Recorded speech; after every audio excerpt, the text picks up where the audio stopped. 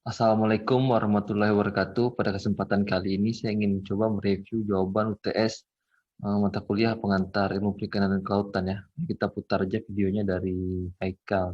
Assalamualaikum warahmatullahi wabarakatuh. Nama saya Muhammad Haikal, Prodi Sumber Daya Akuatik.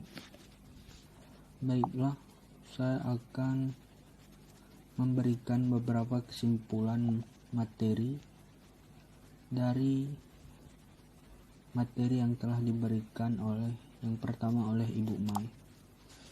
Yang pertama, kelautan adalah hal-hal yang berkaitan dengan kegiatan atau kondisi laut beserta sumber daya alam yang ada di dalamnya. Yang kedua, cabang ilmu kelautan diantaranya yang pertama ada fisika laut, kedua biologi laut, ketiga kimia laut, yang keempat ada oceanografi, yang kelima ada sosial, ekonomi, dan budaya pesisir. Kemudian terdapat industri kelautan, transportasi kelautan, dan perikanan laut. Yang ketiga, lingkungan laut. Lingkungan laut mencakupi bagian pantai, daerah muara, hingga ke tengah samudra, dimulai dari permukaan air hingga ke dasar perairan. Yang keempat, karakteristik perairan. Suhu air laut sering juga disebut dengan SST, Sea Surface Temperature, atau SPL, suhu permukaan laut, dengan satuan Celcius. Yang kelima, warna air laut bergantung kepada zat terlarut yang ada di dalamnya. Selanjutnya yang keenam ada pasang. Pasang adalah naiknya permukaan laut yang disebabkan oleh efek gravitasi dari bulan dan matahari dan juga efek dari rotasi bumi. Selanjutnya gelombang laut. Gelombang adalah fenomena naiknya permukaan laut. Gelombang adalah fenomena naik turunnya permukaan laut. Gelombang laut dapat ditimbulkan akibat pengaruh angin, gempa bumi, gunung api bawah laut, dan lain sebagainya. Kemudian biota laut. Biota laut terbagi menjadi 3 golongan. Yang pertama plankton, yang kedua nekton, yang ketiga bentos. Selanjutnya perubahan iklim. Penyebab perubahan iklim. Penyebab perubahan iklim dibedakan menjadi 2. Yang pertama secara alami, disebabkan oleh pergerakan lempeng bumi, gunung Merapi, dan arus laut. Kemudian perubahan iklim ada juga yang disebabkan oleh manusia, seperti industrialisasi, penebangan hutan, dan efek rumah kaca. Selanjutnya dampak perubahan iklim diantaranya 1. Kenaikan permukaan laut, kemudian peningkatan suhu, kemudian peningkatan karbon dioksida, dan lain sebagainya.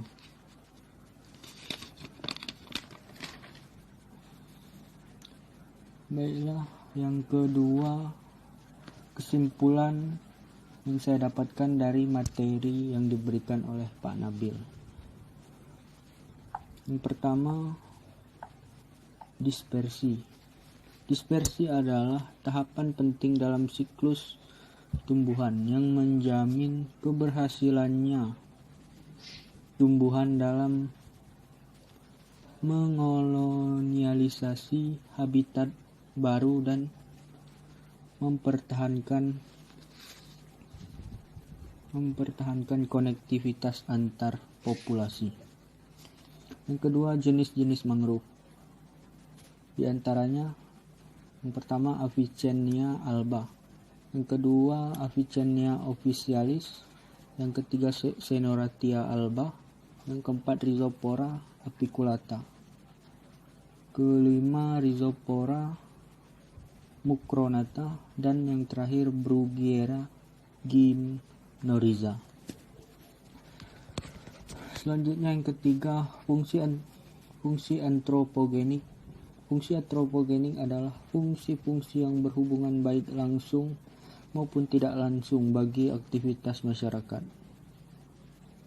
Yang keempat, silvofishery adalah suatu pola agroforestry yang digunakan dalam pelaksanaan program perhutanan sosial di kawasan hutan mangrove. Selanjutnya ada lamun. Lamun adalah salah satu-satunya tumbuhan berbunga yang secara penuh beradaptasi pada lingkungan perairan. Yang keenam, terumbu karang. Terumbu karang merupakan salah satu ekosistem khas pada perairan pesisir di daerah tropis. Selanjutnya karang. Karang merupakan individu-individu berukuran kecil yang disebut polip.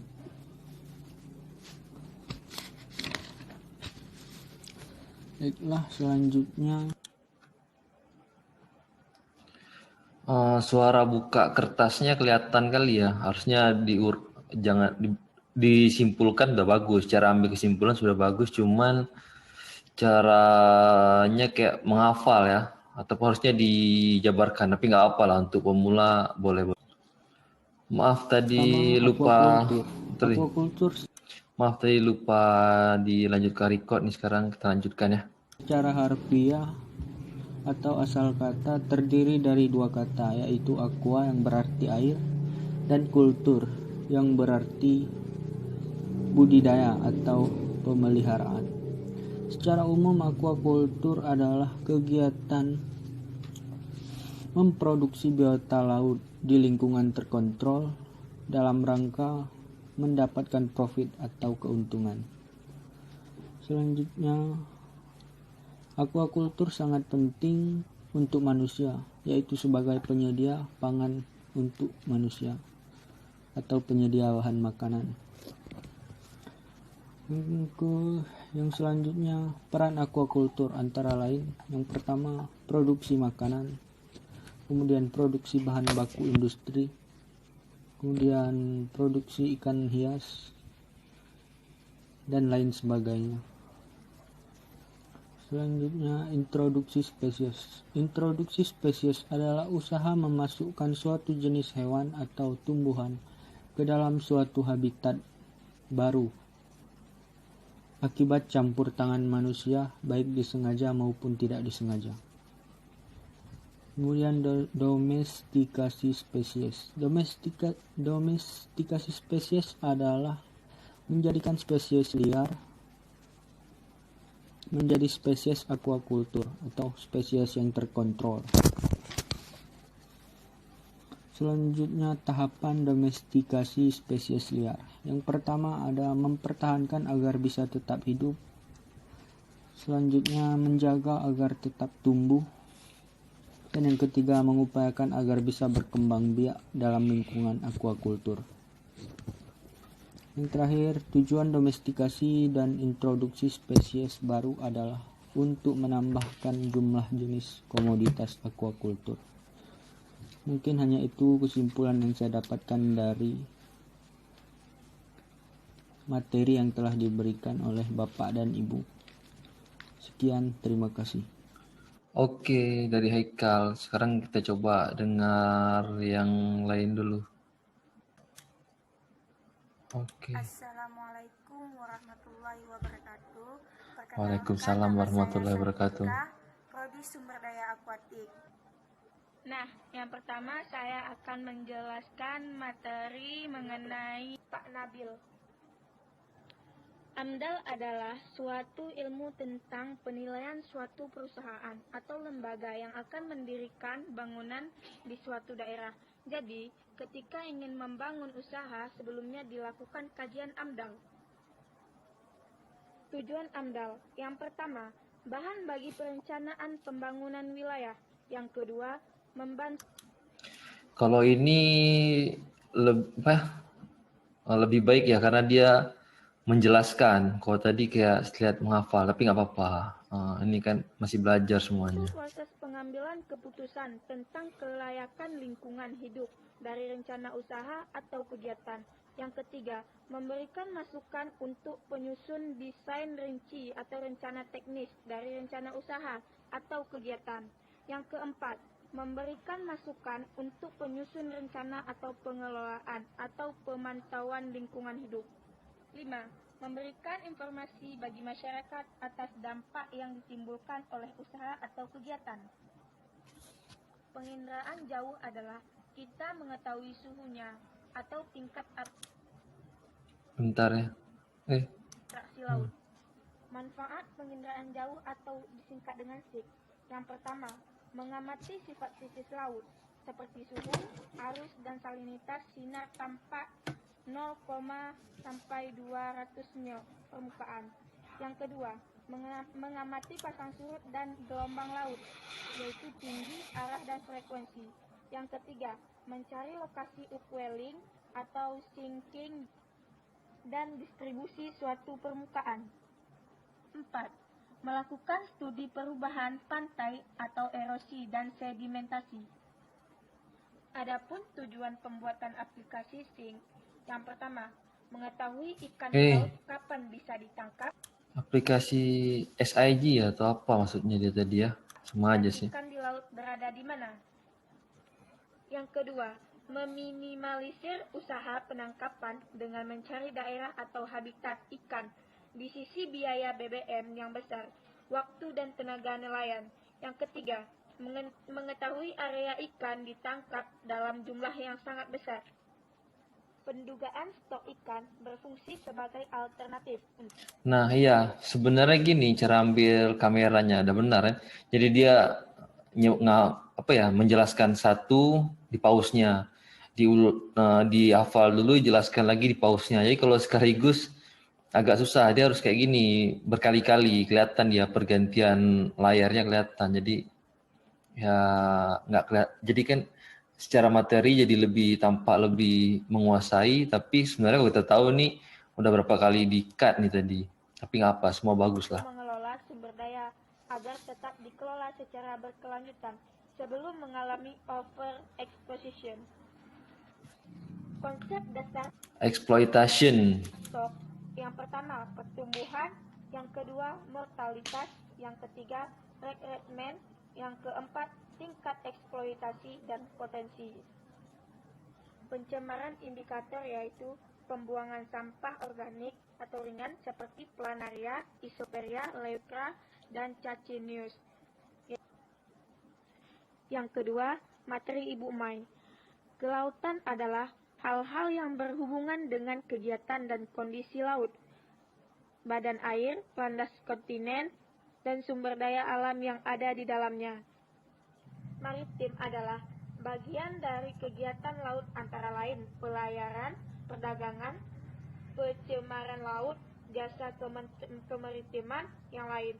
Biasanya ada di zona mesopelagik sampai dengan permukaan. Perairan kepulauan adalah perairan yang ada dalam wilayah negara kepulauan antar pulau-pulau. Disebut juga perairan Nusantara. Perairan kepulauan dibatasi oleh garis dasar perairan pedalaman. Laut teritorial adalah bagian laut sebesar 12 mil laut diukur dari garis dasar kepulauan ke arah laut. Garis dasar laut kepulauan adalah garis yang menghubungkan titik-titik terluar dari pulau-pulau terluar. Zona ekonomi eksklusif adalah bagian laut sebesar 200 mil laut diukur dari garis dasar laut teritorial. Laut lepas adalah bagian dari dasar laut yang tidak termasuk dalam ZZE, Laut Teritorial Indonesia, Perairan Kepulauan Indonesia, dan Perairan Pedalaman Indonesia. Lingkungan laut mencakup dimulai dari bagian pantai dan daerah muara hingga ke tengah samudra, dimulai dari bagian permukaan air hingga dasar perairan yang bermacam-macam tipe kedalaman dan bentuk morfologinya. Kenapa warna air laut biru? Karena disebabkan oleh sinar matahari yang bergelombang pendek atau biru dipantulkan lebih banyak daripada sinar lain. Bentuk dari pantulan suatu benda yang dikenai cahaya. Kuning. Di dasar laut terdapat lumpur kuning yang diangkut sungai kuning dari daratan Indochina.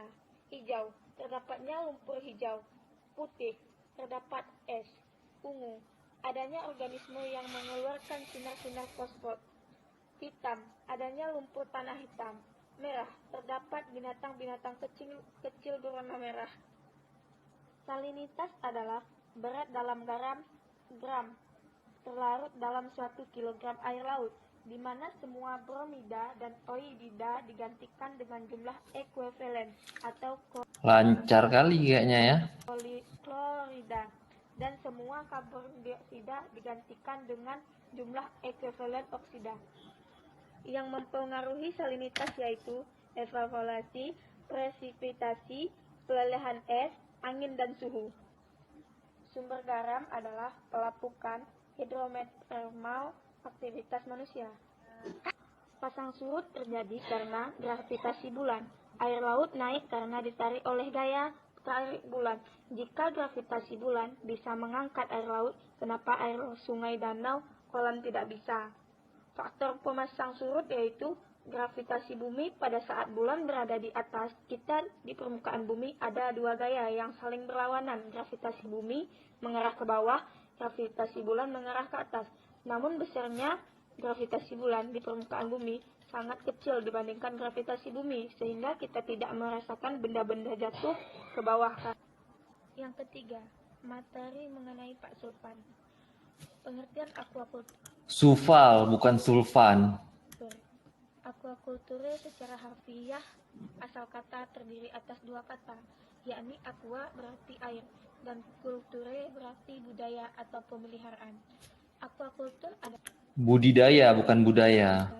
kegiatan atau aktivitas memproduksi biota akuatik di lingkungan terkontrol dalam rangka mendapatkan profit atau keuntungan.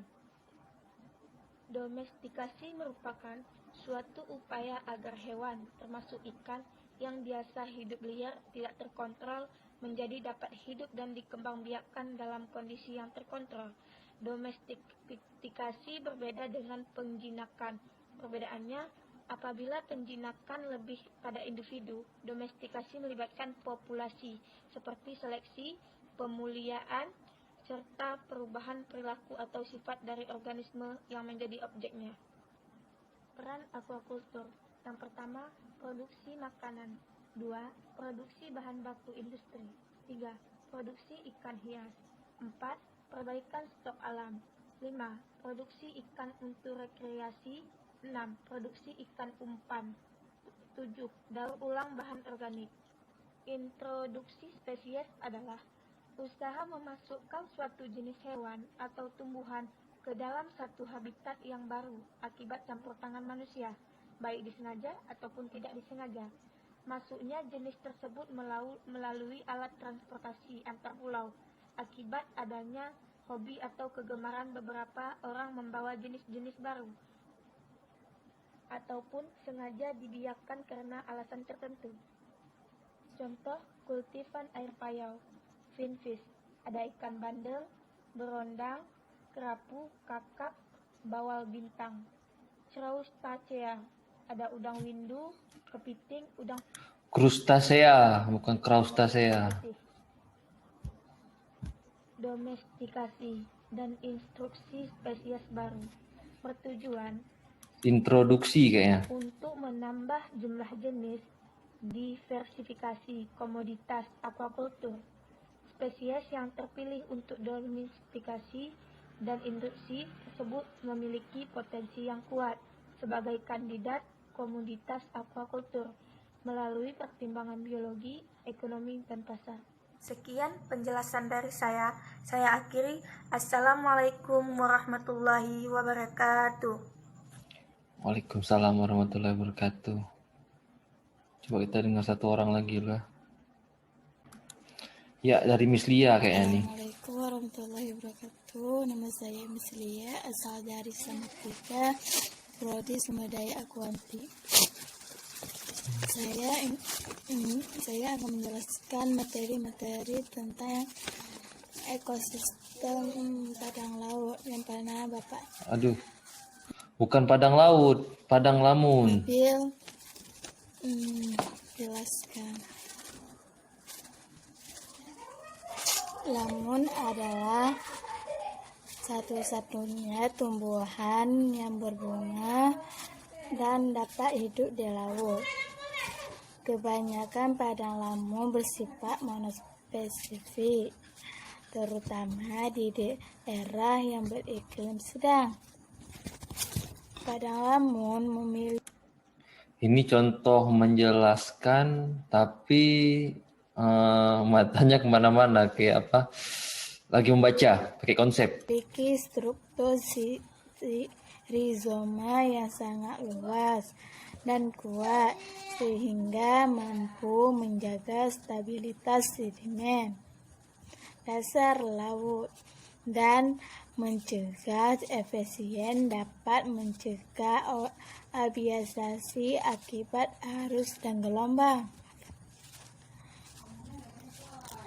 Pengaruh paling besar terhadap kelimpahan dan diversitas ekosistem lamun adalah Diversitas kan, bukan diversitas. akibat ulah manusia sendiri. Terumpu karang adalah sekumpulan Bukan terumpu karang, terumbu karang. hewan karang. Terumpu tidak mampu bertahan jika suhu di perairan terlalu tinggi. Pukat menjadi salah satu ancaman terbesar terhadap terumpu karang di perairan yang tinggi. Hanya itu yang dapat saya simpulkan dan materi Bapak Nabi menjelaskan.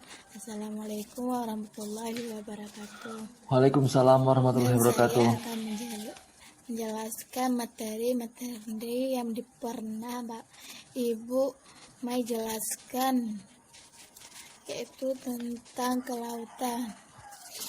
Kelautan adalah hal-hal yang berhubungan dengan kegiatan dan kondisi laut, dasar dan tanah di bawahnya, badan air, landas, kontinen, sumber daya alam yang ada di dalamnya.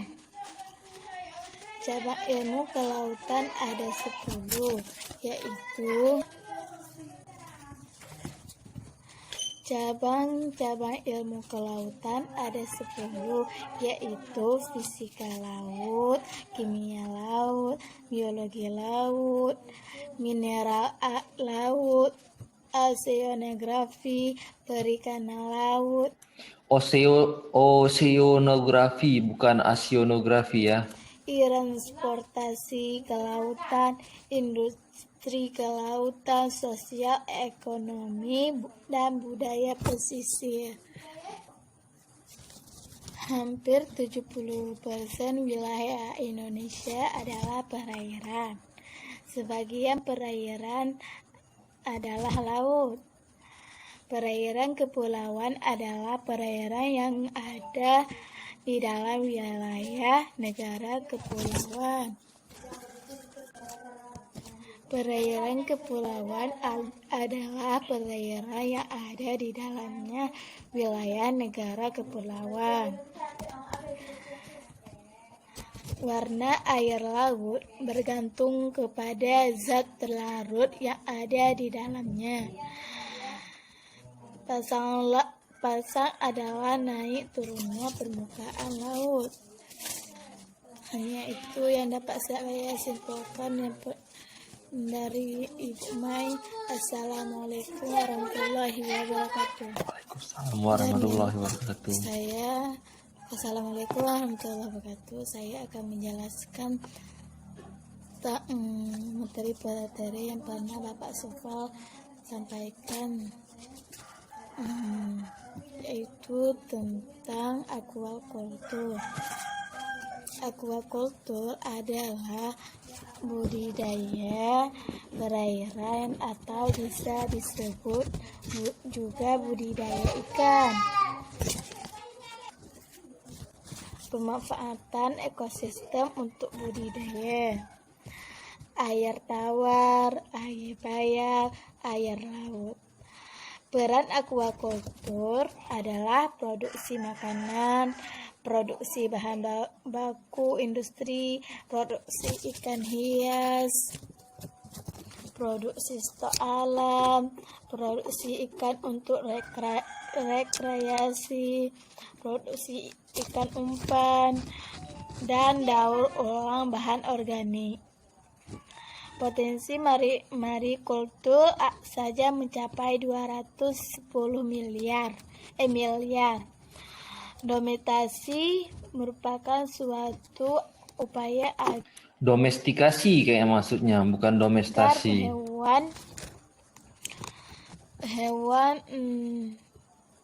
hewan terpayau ikan yang biasa hidup liar tidak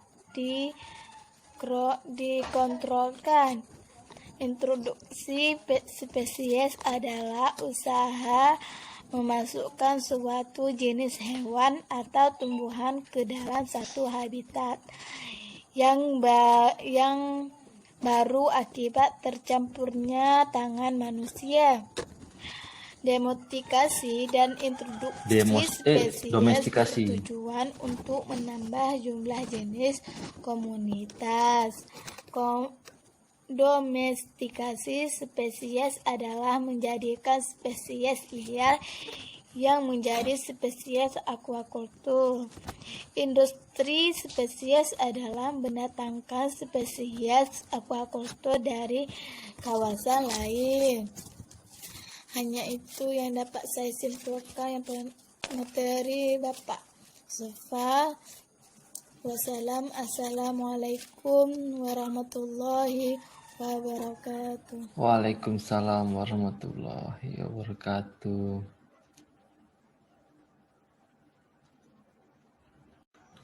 Oke, lanjut bagian kedua ya. Assalamualaikum warahmatullahi wabarakatuh.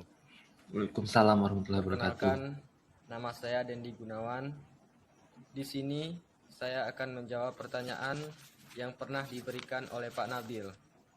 Pak Nabil pernah memberikan pertanyaan tentang lamun. Lamun adalah... Oh, bukan pertanyaan itu, pernyataan.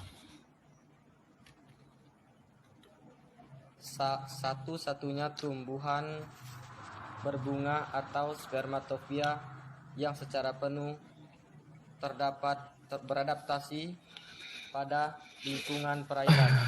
Tumbuhan ini mampu hidup di media air asin, berfungsi normal dalam keadaan terbenam, mempunyai sistem perakaran yang berkembang baik, serta mampu melaksanakan daur generatif. Dalam keadaan terbenam, lamun ini juga dapat berkembang membentuk hamparan luas di mintakat pasang surut intertidal maupun subtidal, sehingga membentuk padang yang luas yang disebut padang lamun. Fungsi ekosistem lamun sebenarnya melengkapi ekosistem mangrove dan terumbu karang. Yang pertama ada produsen primer. Lamun biasa Primer, bukan planner. mengolah karbon dioksida dan mengubahnya menjadi energi lamun dalam bentuk biomasa yang dimanfaatkan oleh biota-biota laut seperti ikan. Yang kedua, ada habitat biota laut. Dalam lamun ada tempat biota-biota laut yang berlindung di daerah asuhan dan tempat mencari makanan bagi ikan, penyu, dan ikan-ikan lainnya. Yang ketiga, ada peredam arus gelombang. Daun lamun yang lebat akan memperlambat arus dan ombak yang dapat menyebabkan erosi pada pantai. Yang keempat, ada pemerangkap spidem. Apa tuh pemerangkap spidem? Daun-daun sistem akar lamun dapat memerangkap spidem dan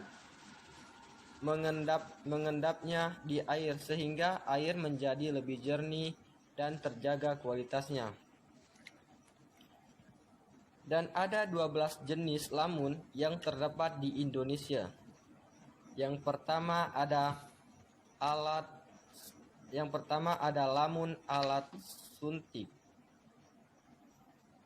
Yang kedua, lamun kayu. Oh, ini dia cerita jenis-jenisnya tadi. Sama kayak contoh spidem tadi, mungkin nggak dijabarkan spidem itu apa, tapi lebih ke fungsinya tadi. Yang ketiga, lamun sendok. 4, lamun senduk atau berurat. Lamun tropika. Lamun berujung bulat. Lamun serabut var daun lebar. Lamun serabut var daun sempit.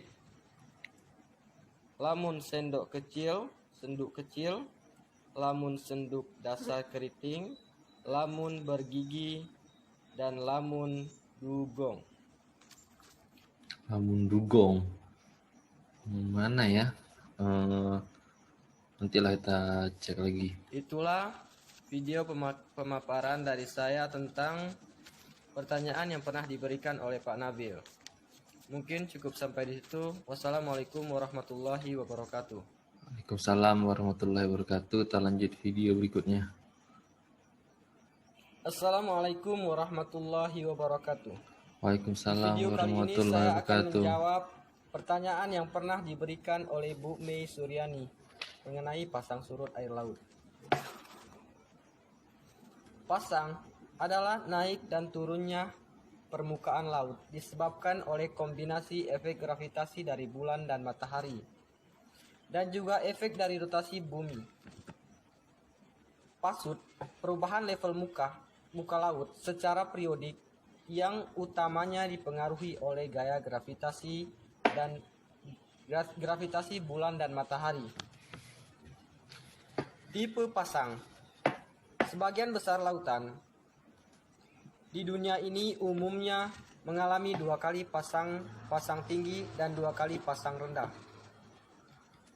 Setiap hari, resmi diurnal tide, tetapi beberapa kali mengalami hanya 1 kali pasang tinggi, 1 kali juga pasang rendah. Setiap hari, diurnal tide, tempo dan amplitudo pasang surut di pantai mengalami oleh posisi matahari dan bulan, bentuk garis pantai, dan daerah dekat pantai. Ada juga gelombang. Gelombang adalah fenomena naik turunnya permukaan laut. Gelombang laut timbul akibat adanya pengaruh angin, gempa bumi, gunung, api bawah laut. Dan juga Bu Mei pernah memberikan pertanyaan tentang perairan kepulauan. Perairan kepulauan adalah perairan yang ada di wilayah negara kepulauan antara pulau-pulau, disebut juga perairan Nusantara. Perairan kepulauan dibatasi oleh garis dasar perairan pedalaman laut teritorial adalah bagian laut besar 12 mil laut diukur dari garis dasar kepulauan ke arah laut garis kepulauan. Garis yang menghubungkan titik-titik terluar dari pulau-pulau terluar zona ekonomi eksklusif adalah bagian dari laut sebesar 200 mil untuk diukur dari garis dasar laut teritorial. Laut lepas adalah bagian dari laut yang tidak termasuk ke dalam ZEI laut teritorial Indonesia. perairan kepulauan Indonesia dan perairan kedalaman Indonesia. Oke, si Dendi ini kayaknya nggak ada punya Pak Sufal, cuman punya saya sama Bu Mai aja. Jadi ya kurang sih harusnya. Lanjut ya punya si Sophie dulu. Sophie 1, 2, 3, 4, 5, 6. Pas. Assalamualaikum warahmatullahi wabarakatuh. Pas saya besarkan. Perkenalkan, nama saya Sofi Nurina Zubir. Di sini saya memberikan Waalaikumsalam suatu warahmatullahi wabarakatuh. kesimpulan materi yang pernah diajarkan oleh Pak Nabil. Jadi Pak Nabil pernah menjelaskan tentang ekosistem mangrove. Kesimpulan dari ekosistem mangrove ya untuk mencegah abrasi dan melindungi pantai dari besaran gelombang. Jadi kalau mangrove semakin lama semakin dewasa, maka CO2-nya akan semakin bertambah. Jadi fungsi mangrove itu banyak. Bukan CO2 semakin bertambah, tapi kemampuan dalam menyerap CO2-nya akan semakin meningkat lah. Ya contohnya seperti penghasilan kayu bakar dan arang, serta untuk bahan bangunan atau rumah tangga gitu. Jadi mangrove ini sangat berfungsi untuk di laut dan juga untuk ekonomi kehidupan, pencarian kehidupan. Kehidupan masyarakat, ekonomi masyarakat. Jadi Pak Nabil pernah juga menjelaskan tentang terumbu karang. Kesimpulannya, ia juga bisa memecahkan gelombang. Seperti ada gelombang yang sangat besar, maka batu karang itu dapat memecahkan gelombang yang sangat besar. Jadi fungsi terumbu karang ini juga sangat bermanfaat bagi biota-biota laut. Ia bisa melindungi ikan hias, dan seperti itu. Tempat berlindung ikan hias mungkin maksudnya. Pak Nabil juga pernah menjelaskan tentang ekosistem lamun. Jadi ekosistem lamun itu ia juga sangat bermanfaat bagi biota laut, seperti dimakan oleh hewan yang bernama dugong, kepiting. Dimakan sama aja sih, menjadi makanan. Sama, boleh lah. Nah, jadi lamun itu juga ia hidupnya di laut masih terkena sinaran matahari. Nah, sampai di sini yang dapat saya berikan kesimpulan, lebih dan kurang diperbanyak maaf. Assalamualaikum warahmatullahi wabarakatuh.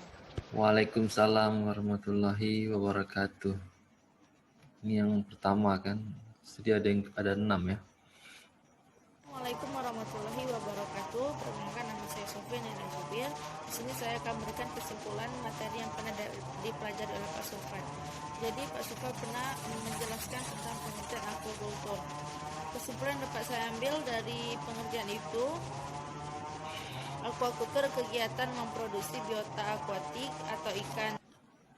Itu ada orang motong rumput atau lagi geber Honda ya. Tapi nggak apa-apa sih, masih bisa dengar. Dan juga berarti biota atau sebagian siklus hidupnya berada di air. Jadi kesimpulan kedua tentang kegiatan budidaya. Kesimpulan yang dapat saya ambil, meningkatkan mutu biota akuatik gunanya untuk memperoleh keuntungan dan juga memperbanyak reproduksi. Selanjutnya, kesimpulan yang ketiga, dosmifikasi. Contohnya, kesimpulannya seperti hewan ikan yang bisa hidup terkontrol menjadi dapat hidup dan berkembang biak. Kesimpulan perjinaan dan dosmifikasi. Apa tadi perjinaan? Domestikasi betul, man. Apa sih dibilang tadi? Dan hewan ikan yang bisa hidup terkontrol menjadi dapat hidup dan berkembang biak. Kesimpulan perjinaan Apa nih maksudnya ya? dan dosmifikasi.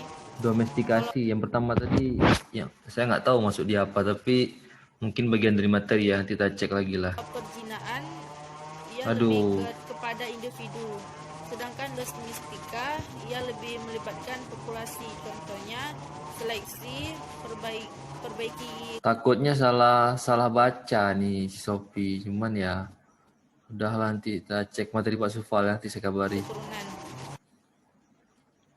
Ini yang ketiga dia. Kan domestika dan perjinaan dapat saya ambil. Kalau perjinaan ia lebih kepada Aduh, kenapa ada kata-kata kayak gitu ya? Bentar ya. individu. Sedangkan domestika ia lebih kepada melibatkan populasi, contohnya seleksi, perbaiki keturunan. Sedangkan kesimpulan introduksi spesies, yaitu kesimpulannya hewan atau tumbuhan dan hewan atau tumbuhan ini dapat disatukan menjadi satu habitat. Baiklah, hanya sampai di sini yang dapat saya berikan kesimpulan. Lebih dan kurang mohon diperbanyak maaf. Saya tutup dengan doa. Wabillahi taufik wal hidayah. Assalamualaikum warahmatullahi wabarakatuh. Waalaikumsalam warahmatullahi wabarakatuh. Tiga ini keempat ya. Assalamualaikum warahmatullahi wabarakatuh. Perkenalkan, nama saya Syafin dari Nasubir. Di sini saya akan memberikan kesimpulan materi yang pernah dipelajari oleh Bu Mai. Jadi Bu Mai pernah menjelaskan tentang materi yaitu pasang surut. Kesimpulan dapat saya ambil, pasang surut merupakan fenomena pergerakan naik turunnya permukaan air laut secara berkala, diakibatkan oleh kombinasi gaya gravitasi dan gaya tarik menarik. Jadi kesimpulan kedua yaitu tentang gelombang. Kesimpulan yang dapat saya ambil, gelombang yang membawa energi dengan merupakan getaran yang merambat atau terjadinya kuatnya angin atau badai, maka terjadilah gelombang yang ada di lautan. Kesimpulan selanjutnya yaitu tentang biota laut. Kesimpulan yang dapat saya ambil ialah biota laut merupakan makhluk hidup yang ada di laut seperti hewan, tumbuhan, atau karang. Oke, lanjut yang kelima. Materi selanjutnya yaitu tentang nekton. Nekton, hewan yang mengapung di air, di kolom perairan.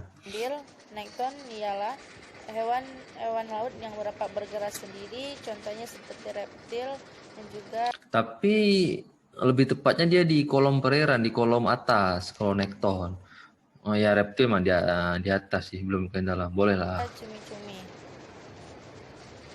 Jadi selanjutnya materi tentang dampak perubahan iklim ke lautan. Jadi kesimpulan yang dapat saya ambil, dampak iklim ke lautan itu berarti kalau ia ke lautan, ia berhubungan dengan kegiatan kondisi laut seperti badan air. Sedangkan maritim bagian laut seperti perdagangan dan pelayaran. Jadi kesimpulan dapat saya jelaskan tadi itu tentang kelautan dan tentang maritim. Jadi materi selanjutnya yaitu tentang lingkungan laut.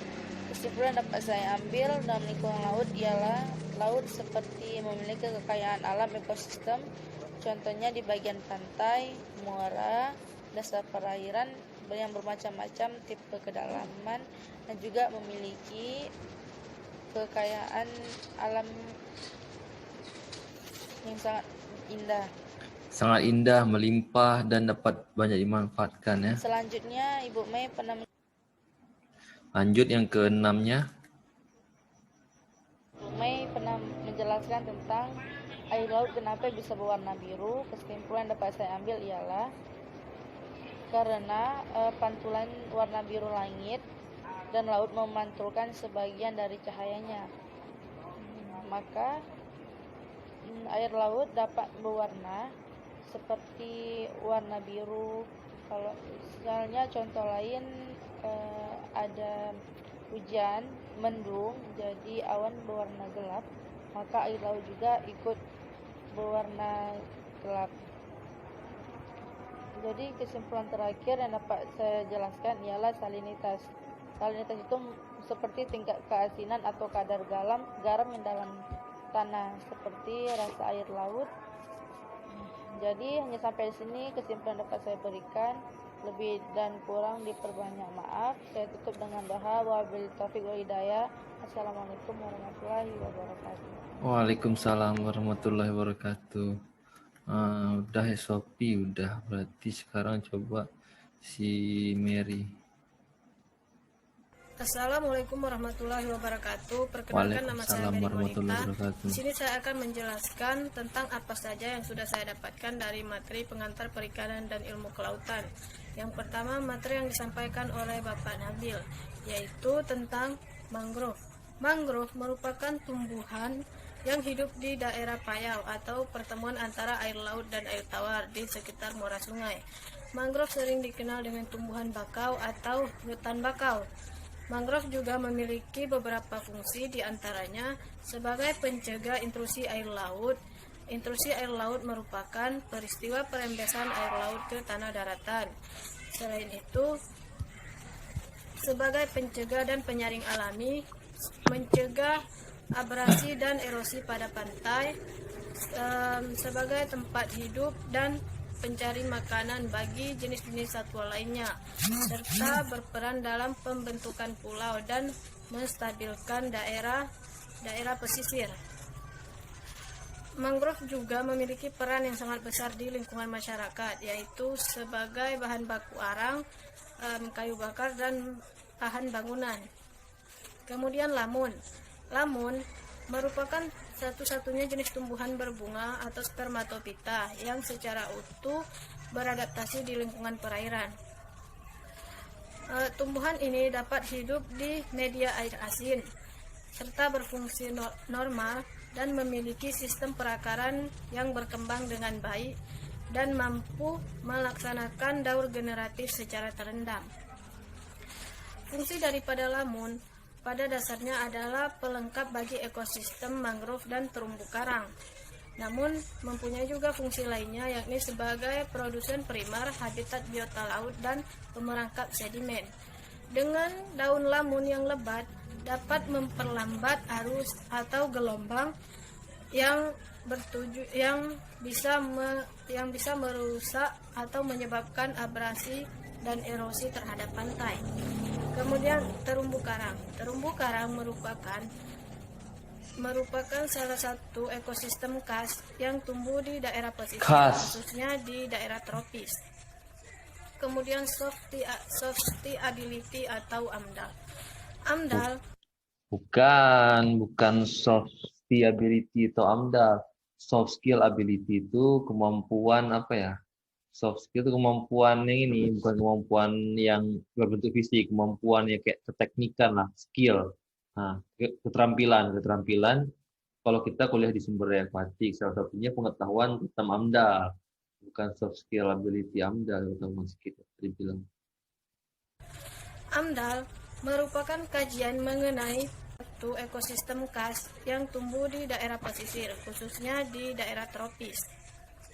Kemudian soft stability atau AMDAL. Bukan ya, yang biasalah bicara sedikit. Nanti biar diluruskan lagi nanti.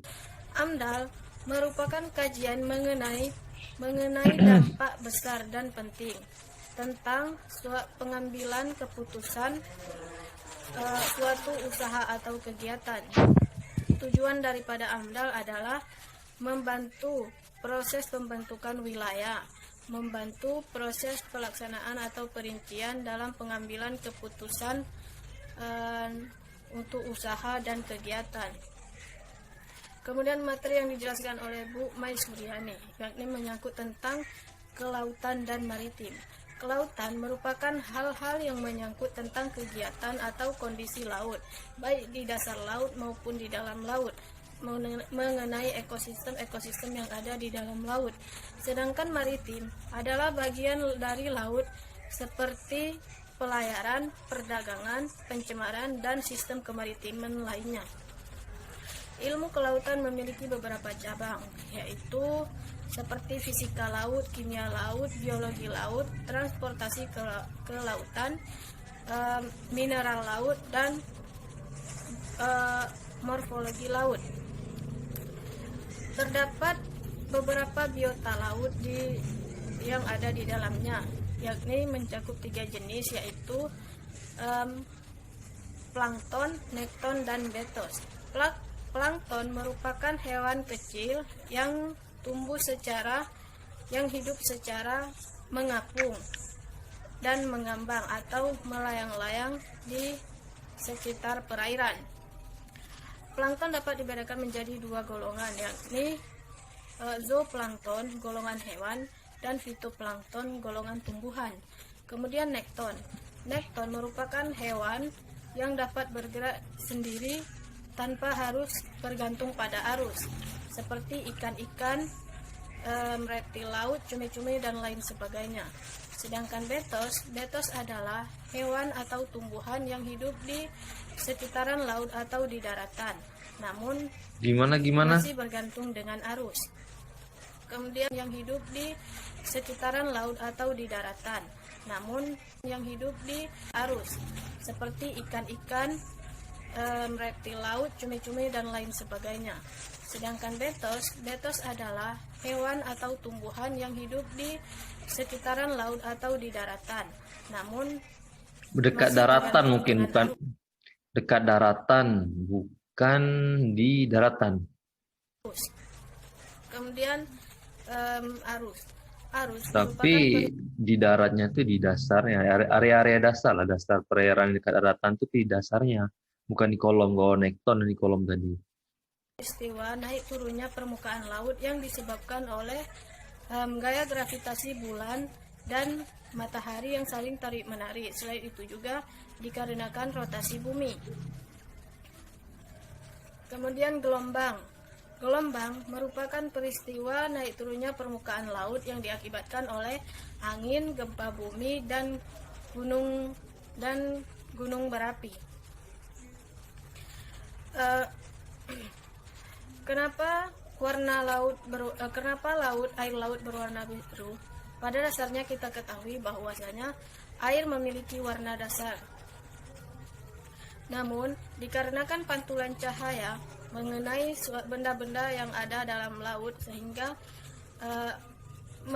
mengenai mata kita. Berdasarkan teori warna, ada 4 warna yang dapat kita lihat dalam cahaya, yaitu merah, jingga, kuning, hijau, dan biru. Yang kita lihat tersebut adalah warna yang paling dominan, yaitu warna biru.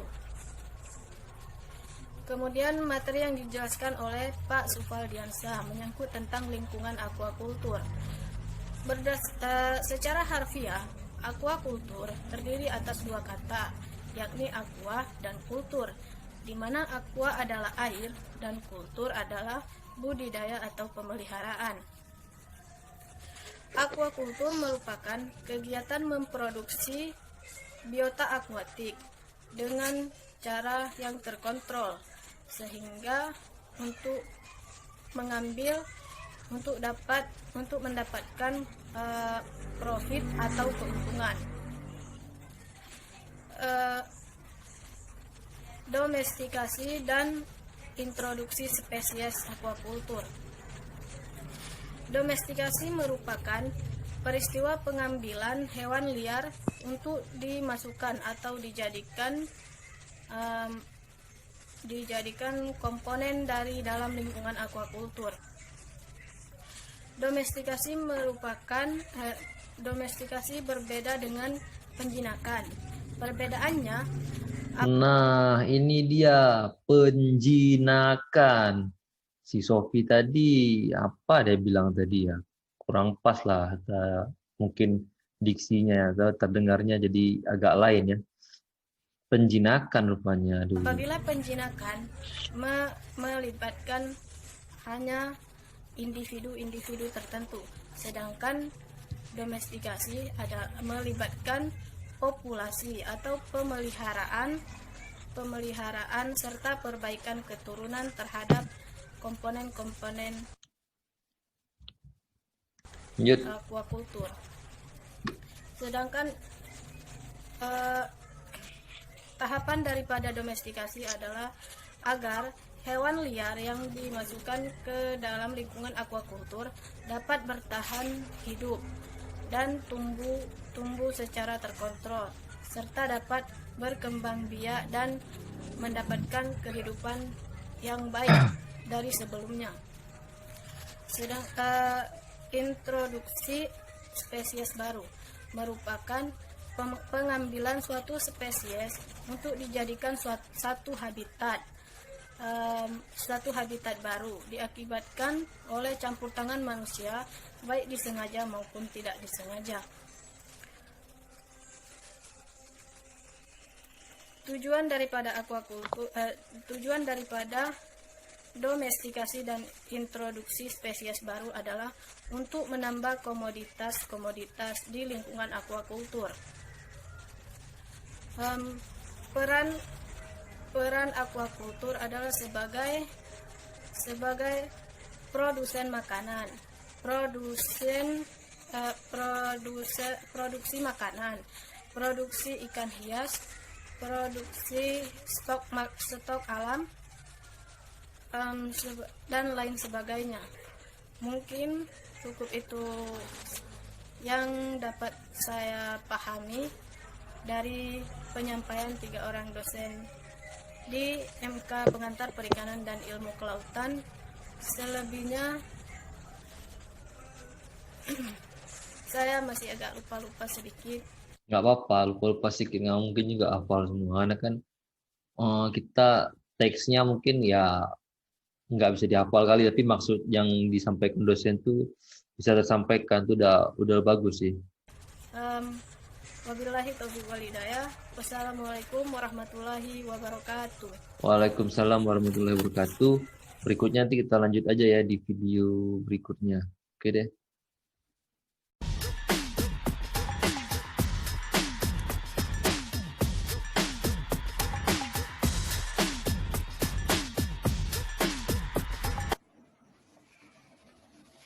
Oke, lanjut video berikutnya. Warahmatullahi wabarakatuh.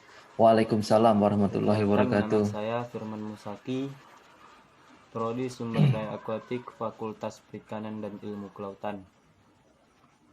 Di sini saya akan memberikan kesimpulan tentang materi yang diberikan oleh Pak Nabil, Pak Sufal, dan Bu Mai Suryani. Yang pertama, saya akan menjelaskan atau menyimpulkan kesimpulan materi yang diberikan oleh Pak Sufaldiansa, yaitu tentang pengantar aquaculture dan potensi aquaculture di Indonesia. Aquaculture secara harfiah atau asal kata terdiri atas 2 kata, yakni aqua berarti air dan kultur berarti budidaya atau pemeliharaan. Aquaculture adalah memproduksi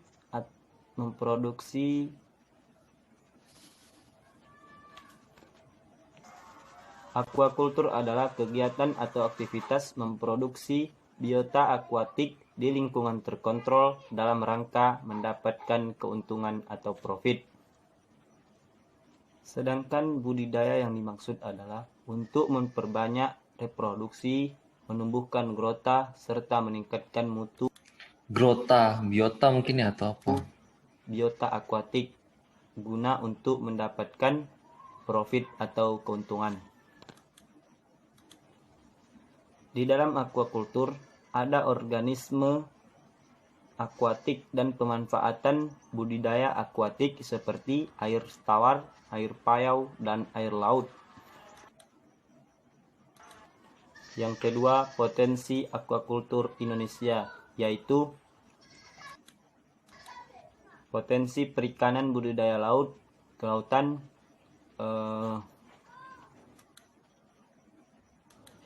yaitu potensi perikanan budidaya nasional seperti daratan, lautan, atau ZPE. Yang kedua, kesimpulan materi yang diberikan oleh Bu Mai Suryani, yaitu tentang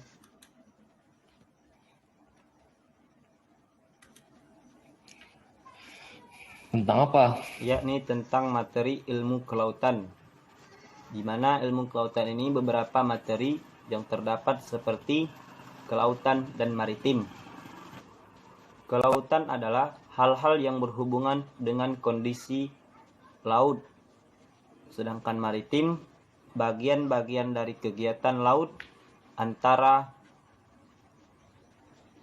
lain seperti biologi laut, fisika laut, dan kimia laut.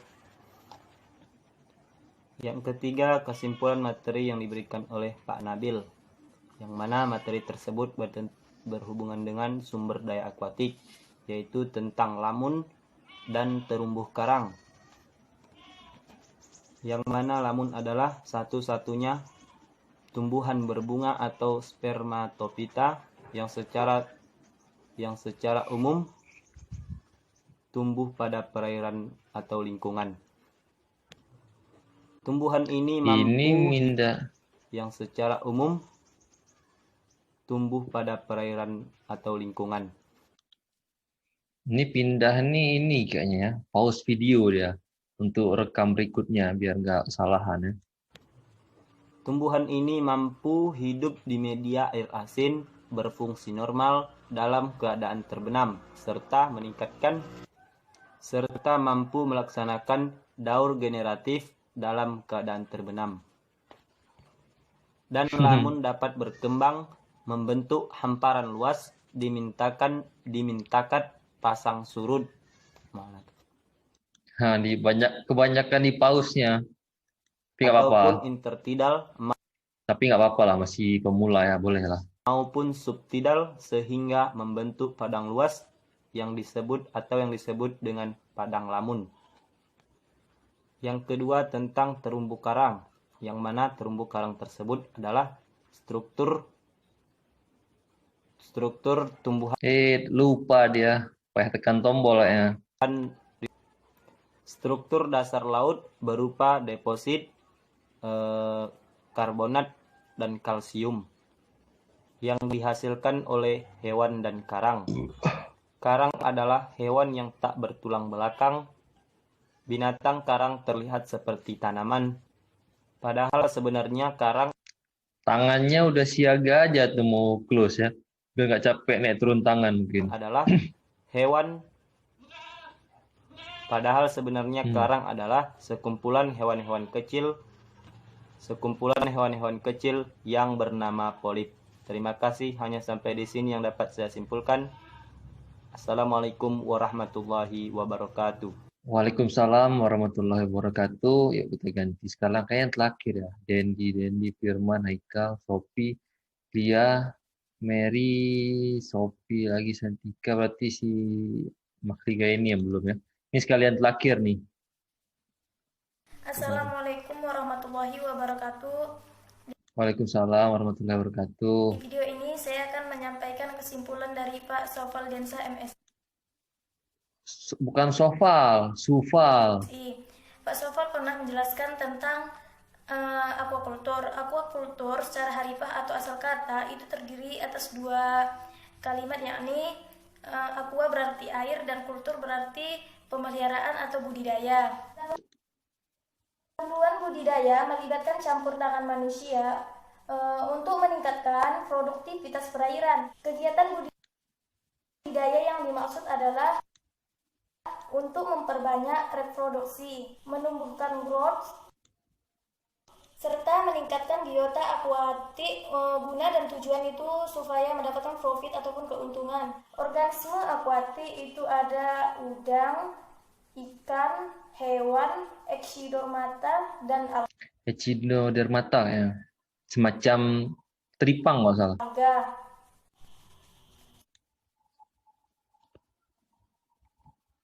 Suatu perairan itu termasuk laut, sungai, danau, ataupun waduk. Dan Pak Sofal juga pernah menjelaskan tentang komoditas aquaculture dan seleksi spesies.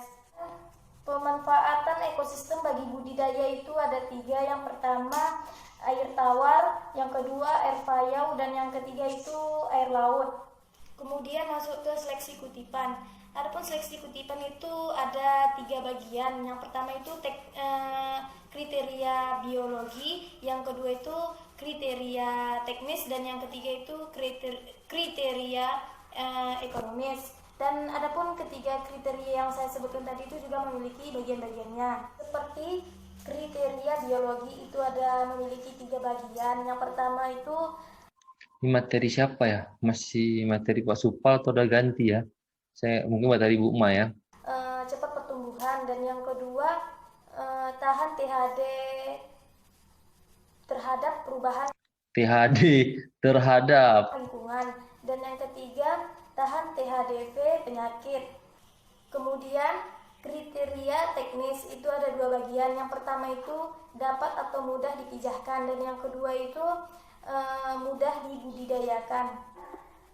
Kriteria ekonomis juga memiliki 2 bagian. Yang pertama termasuk nilai ekonomis yang penting, dan yang kedua disukai oleh masyarakat. Mungkin hanya sekedar ini yang dapat saya simpulkan dari penjelasan Pak Sofal. Jika ada kekurangan dan kesalahan, saya mohon maaf. Dan terima kasih atas ilmunya Pak. Saya akhiri. Wassalamualaikum warahmatullahi wabarakatuh. Oh, berarti kayaknya cuman Pak Supal aja ya. 2 lagi belum, deh. Padahal penyampaiannya sudah baik. Oke deh, nggak apa-apa. Berarti sekian aja review UTS dari saya. Semoga nanti pembahasannya bermanfaat dan juga kalian bisa lebih mempelajari lagi lah materi-materi yang udah diberikan supaya tidak lupa begitu aja dan menjadi bekal kalian nanti untuk belajar di perkuliahan semester berikutnya. Oke deh, sekian dari saya. Assalamualaikum warahmatullahi wabarakatuh.